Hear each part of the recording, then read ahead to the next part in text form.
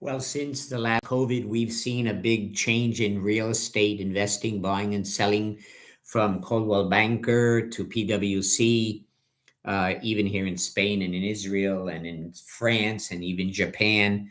What has been going on is that rich people, always the first to know, have been selling their apartments in Manhattan or Madrid or Paris or Tokyo or even Tel Aviv and moving not to a bedroom community an hour away, a suburban area, but actually to rural areas, at least an hour and a half to 2 hours away. And what they're doing is they're buying land and building farmhouses or rural houses with pools and spas and gardens and maybe have a horse. And they live there for good. They live there all year. They send their children to schools there, which are better than the schools they had in the big city. The reason for this change is quite clear. Number one is fear of another COVID lockdown and being stuck home for maybe 6, 7, 8 months next time. Who the hell wants to do that? Number two is a bit of a fear of immigrants and illegal people. That could be a little bit of a racism, okay? But there is a fear, it exists, okay? What exists is the people have fear of it. I'm not sure if what exists is that these people are really dangerous, okay? Anyway, there's fear of that in big cities, and people want to get away from that. And even in suburbia, you find illegal immigrants. Many of them are working on building houses, they work in factories, they work on farms. And if you throw them all out of your country, you're going to have nobody working. Nobody wants those jobs. And when you close a farm or a factory, not only do you throw out 100 illegals, but you throw out 22 local people, the accountant, the engineer, and the drivers. Those people also lose their jobs. But okay, this is why people are selling cheap their apartments in New York or Paris or Madrid or Murcia, Spain, or in Tel Aviv. Prices have gone down in the last 5 years.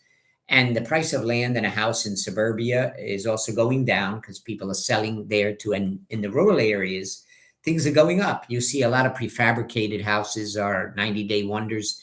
They're being built on land that people buy. The land is sometimes rezoned for residential instead of agriculture.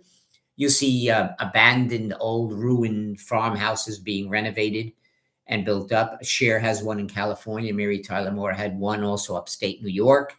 There are places where that is happening a lot.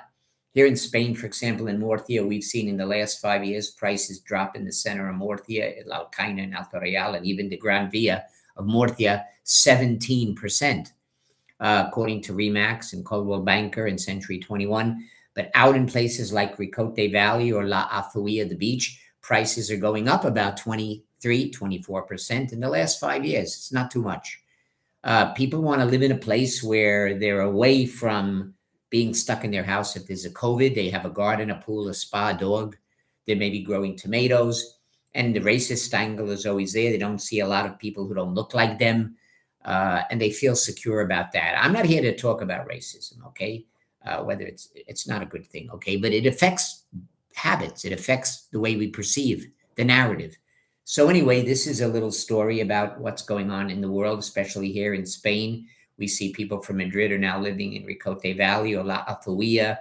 They're selling their houses in La Manga and Campo Amor because there are too many people there, and they're looking for more spread out places. The biggest fear that most people have is the COVID. We might end up living in a world where there's another virus every 2 years. You might spend half your life stuck in your house. It's good to have a house outside the center. Schools are better also.